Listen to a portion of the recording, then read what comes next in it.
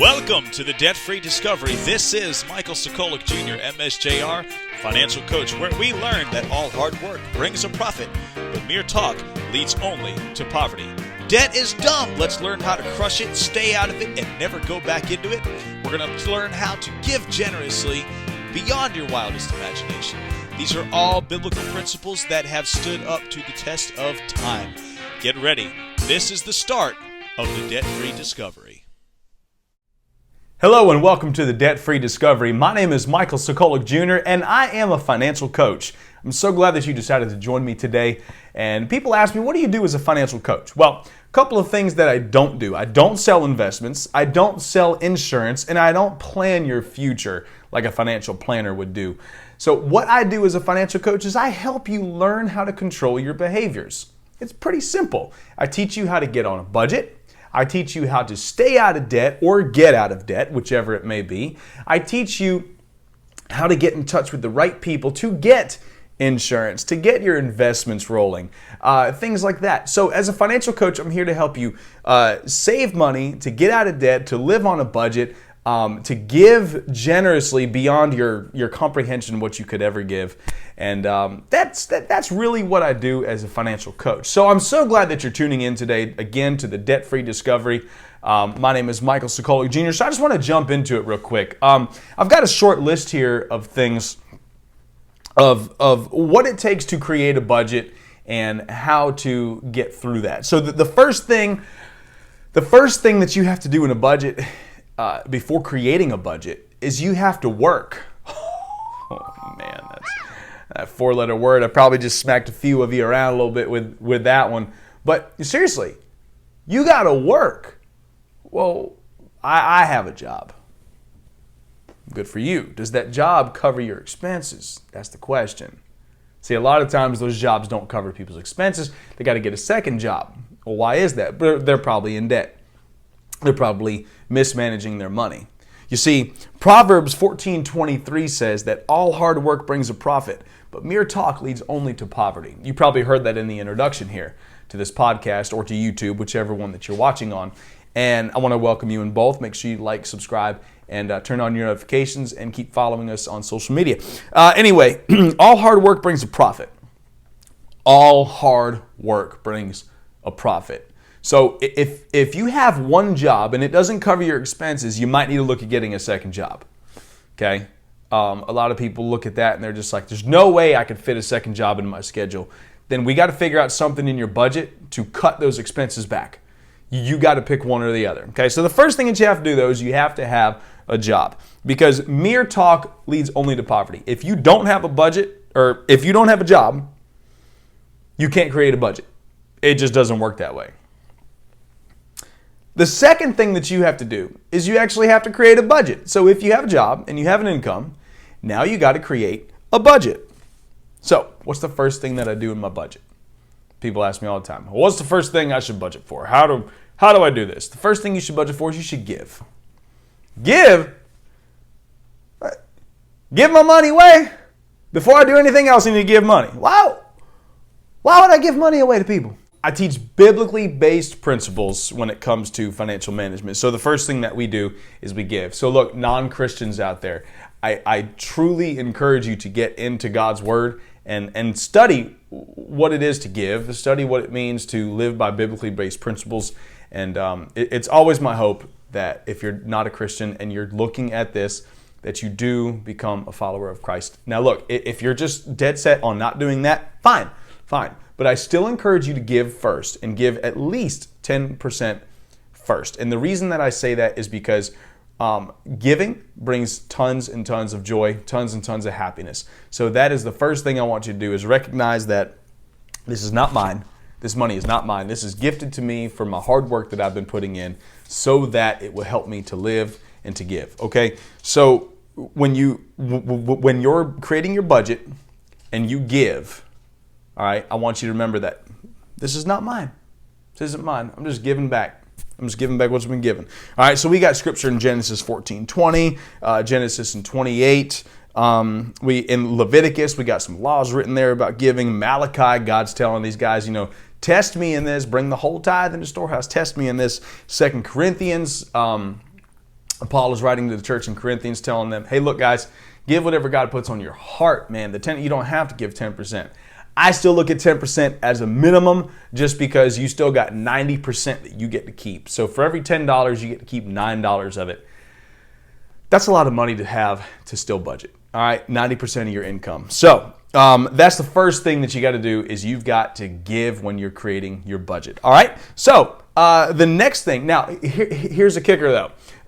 If you're tithing, okay, which is a tenth of your income, which is a tenth. Tithe is tenth in Hebrew. So when you're giving a tenth of your income, just remember that that's just the bare minimum. Don't give any more if you're in debt and you're struggling to get out of debt. Don't give any more. Unless God is like, yo, you need to give here. Then certainly don't let me override what God's telling you to do.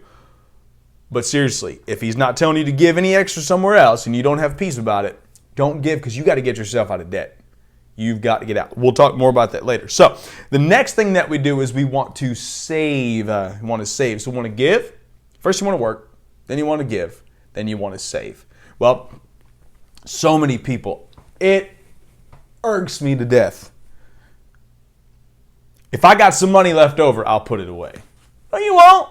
No, you won't. You've been saying that your whole life. Look where it's gotten you. Your behaviors have gotten you to a position where you can't even afford to do just that. So I encourage you, don't do that last. Do it in the beginning. Save at least, again, 10%. I recommend 15, but no less than 10% you want to save and give back to yourself. Now, if you're in debt, first thing you want to do is create an emergency fund.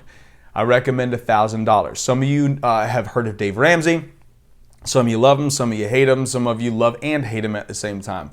Not my problem. The point is that Dave has got a great program where he tells us to save $1,000 first before we start getting out of debt. I hear people all the time, that doesn't cover emergencies. Okay, what does cover emergencies? Can you give me an exact amount of money that covers emergencies? No, because there's emergencies in all shapes and sizes. The fact is that 40% of people cannot afford a $400 emergency. That's the problem, okay? So when we say save $1,000 first as an emergency fund and don't use it unless you have an emergency, that's to create a behavior. That's for people to say, dude, I just saved $1,000. I couldn't afford a $400 emergency 6 months ago, but now I have $1,000 in the bank. You created some momentum. You accomplished one step, and now you're like, if I could save $1,000 in 6 months or 4 months or however many months it takes you, you say, I could pay off $1,000 worth of debt in that same time frame, right? Because you already budgeted to save the $1,000. So you could just transfer that into helping you pay off your debt, right? So this is a really cool thing. Again, getting with a financial coach, if $1,000 is just like not your thing and you want to save $2,000, man, okay, look, I don't mind personalizing this thing. But again, $1,000 minimum, because 40% of people can't afford a $400 emergency. I think it's 58% of people can't afford a $500 emergency. So the deal is $1,000 minimum is what I recommend. If you think you need more than that, get with a personal financial coach. I can do virtual appointments, so feel free to reach out. Check us out on social media. So, again, the next thing to do is to save. We can read about this in Proverbs 21:20, where it says, in the house of the wise are stores of choice food and oil, but a fool devours it all. 2 Thessalonians chapter 3, verses 7 through 8, Paul is telling the people, hey, when I was with you, I was working. I was not a burden to y'all. So again, saving is not a bad thing. It's a good thing, so you're not burdening other people, okay? Next thing is we want to spend, all right? So all you people out there that love to spend money, this is for you. This is your favorite part, all right? So spending is the next thing that we get to do. The problem that a lot of people have with their spending, though, when they get to this point in their budget, is their priorities have to come first. Like they have to line up their priorities, their needs versus their wants. This is where a lot of spenders start to get a little, I'm not digging this thing, man, because I'm like, all right, first you got to pay for your rent, then you got to pay for your utilities, then you got food, such as groceries, and I don't recommend going into restaurants because, well, quite frankly, you're broke. And then you got your transportation so you can keep getting to and from work. And then you got your medical bills, and then you got your insurances, and then you got your personal items that you got to keep up with. Then you've got your entertainments and your vacations and all that stuff. Then you pay your debts. And people are just like mind blown by this. They get absolutely mind blown by this. And I'm like, guys, needs versus wants. If you want to get out of debt, and you want to live that fun and happy life where you can go spend money a little bit more freely, this is what you got to do. It's temporary. I love that word, temporary. See, temporary. Your life is temporary, number one, here on earth. And number two, getting out of debt is also temporary if you follow these instructions.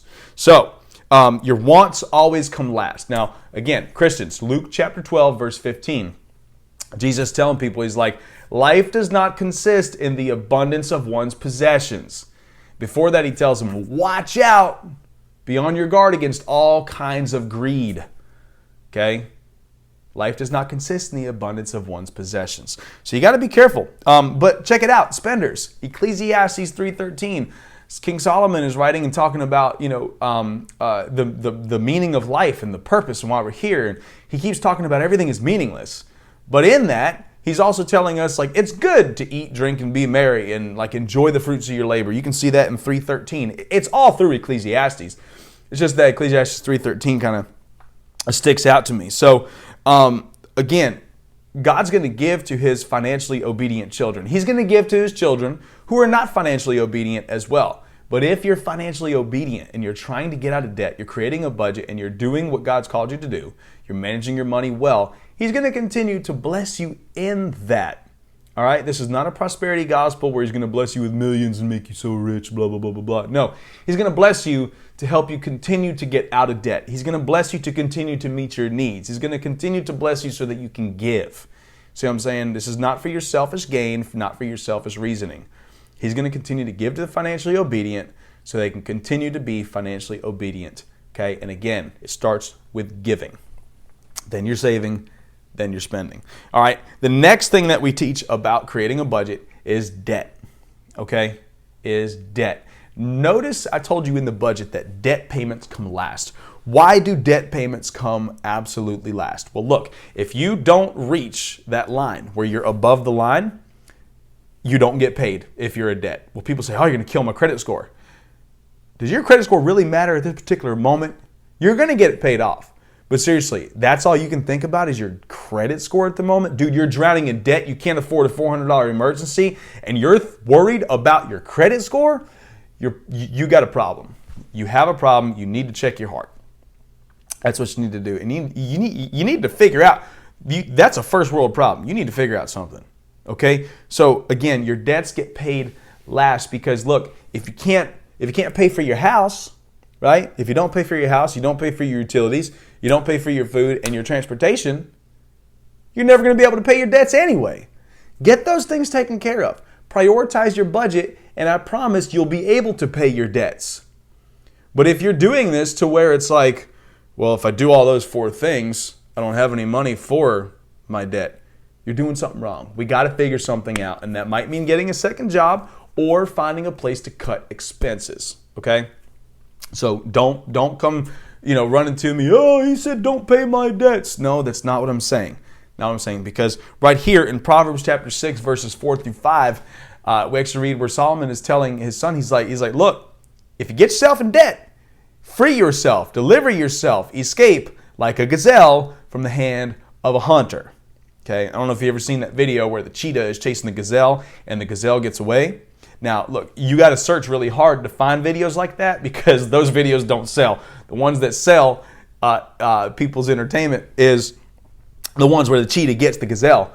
But realistically, 17 out of 18 times, the gazelle gets away. The gazelle gets away because he strategically runs away from the hunter. He's got a strategy, and that's how he gets out of being eaten. The cheetah, however, also has a strategy to get the gazelle and eat him, right? And He's the fastest mammal on land. 74 miles an hour is what they've been clocked at. Dude, their backbone, their spine is like a spring. So every time that their back feet come forward, it pushes the spring together, and every time that they release their feet, it springs them even further. It's really cool. I looked up a lot of things about cheetahs. I think they're awesome. So again, free yourself. I'm not telling you don't pay your debts. I'm saying you have to do it strategically. You need a strategy. The first place to start your strategy is in a budget. All right, so we understand what it is to get ourselves out of debt. Now, also, here's the other thing about debt is Proverbs 22:7 says that the rich rule over the poor and the borrower is slave to the lender. I don't know about you. I don't have time to be somebody else's slave. Okay? I don't have time for that. I don't have time to be trying to make a car payment to have this beautiful fancy car. Do you know cars? The average car payment in America is over $500 a month. Can you believe that? Holy moly. On like a $120,000 mortgage for 15 years at 2.75, you can get your principal payment at like the $500 some odd range. Can you believe that? You could be making principal payments on a house to get yourself out of debt, to get out of your mortgage, instead of driving that fancy car that nobody gives a crap about. You know what I'm saying? It's like, what? It's mind-blowing. So again, the rich rule over the poor, the borrower is slave to the lender. Free yourself, deliver yourself, whatever it takes to away from the hand of the hunter, just like a gazelle would. You got to run, and you got to run with strategy, okay? You have got to get out of this situation. Now, after that, we go back to giving. This is when we go back to giving. Well, people say, why do we go back to giving? Because if you've got money left over, you go back to giving. Now, if you're in debt, you put extra money towards debt to get out of it, okay? But if you're out of debt, you go back to the giving portion and you start giving money away like never before. Don't worry. I still encourage you to also save. Just go right back through it again. You know what I'm saying? Whatever you got left over, go back, give 10% to giving. Give another 10 or 15% to your saving. See what I'm saying? And just those two categories are really all that you're going to have to worry about, unless you want to save extra money for food, or you want to save up more money for Christmas gifts, or maybe you got some birthdays coming up, or family vacations, or whatever. If you tune in to the Debt-Free Discovery episode 2, we actually talked with a guy named Steve who they skip birthdays and they skip Christmas and they take each other on family vacations once or sometimes twice a year, and they've made some great memories. And those last a lot longer than buying things will ever last. They definitely buy gifts for each other still, but again, they're more about making those family memories. So just talk with your spouse and find out what do we want to do whenever we're debt free. What kind of goals can we set up? So start writing down your goals and start setting things up so that as you're paying off your debt, you can start reaching those goals as well. Now, those of you who are debt free, you can do that again. You can set up, hey, we want to go here for vacation, or hey, we want to give to this particular charity or to these particular people, whatever it may be. There are so many things that you can do when you're debt free. Again, when it comes to creating a budget, it's really, really simple. The first thing you got to work, you got to have a job.